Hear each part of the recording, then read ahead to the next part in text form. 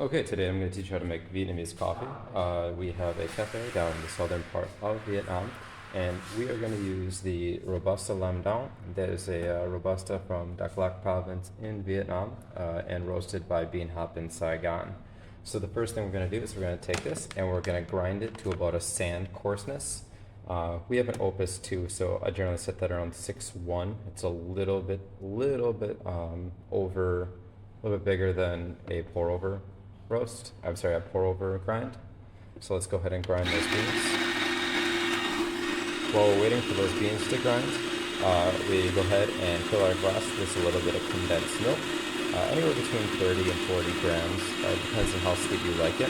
We generally target 3 pumps, which comes out to be around 37.5 grams. And then we typically shoot for about 2 parts coffee to 1 part condensed milk. And that does vary throughout Vietnam, so this is just the local taste. We do like it a little bit sweet here. So let's go ahead and add our fin. There are 4 parts to the fin. We have the bottom portion here. I'll go ahead and place on the cup portion. And then we'll go ahead and add our grounds. Now, most people don't measure this by grams. But typically we're looking for about 2 tablespoons, so I guess maybe 10 to 15 grams of coffee. Let's just go ahead and just kind of eyeball it. Now there are dimples here on the inside that kind of indicate where the coffee level should be, and when we're done we'll be able to put the weight on top and kind of lock it in. So let's add our coffee.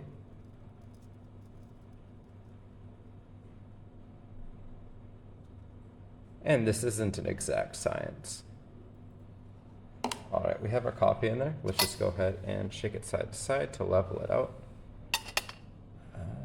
We don't want to add too little. I think that's good because the coffee will expand a little bit once we put water on it.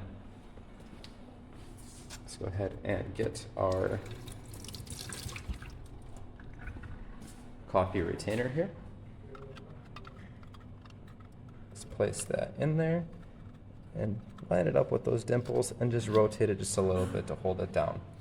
Now we're going to go ahead and bloom the coffee. We keep the water for the coffee at about 200 degrees Fahrenheit. And 200 degrees Fahrenheit is about 93 degrees Celsius. Let's go ahead and just wait for that water to warm back up.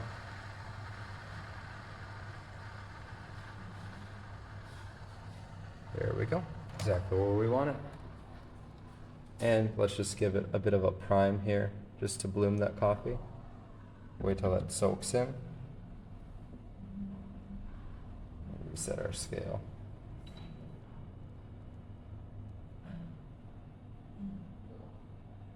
None of this will actually make it into the cup, so. And like I said, this is a very inexact science, so don't get too worried about the details.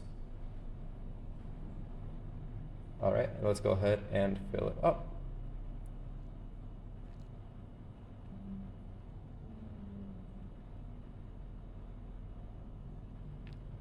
Perfect. And let's toss our cap on there. And let's go ahead and bring it out. Find yourself not one of the patient types. If you're waiting for the coffee, it just seems to be dripping so slow. There's some things you can do to speed it up if you've been waiting for a long time. The first thing is you can remove this top part. Sometimes that releases a little bit of vacuum, which will allow it to drip a little bit faster.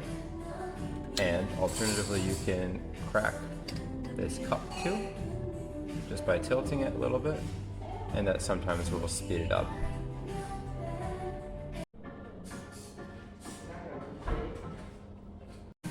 Okay, it looks like our coffee is just about done. What we generally do is we just take that, crack it, just to make sure we got the last little bits out. Then we take the top portion, we lay it down on the table, and we remove the cup here, and set it on top. That way we don't drip. We're going to want to stir up all of our condensed milk. That way the condensed milk gets a good cook on it. It does actually affect the flavor a bit.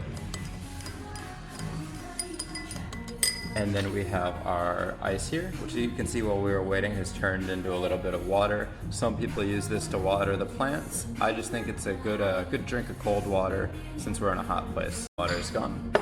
And we will pour our iced Phê Sữa over the top of the ice. Iced Phê Sữa, our hot Phê Sữa. There we go. We have a delicious iced Vietnamese coffee.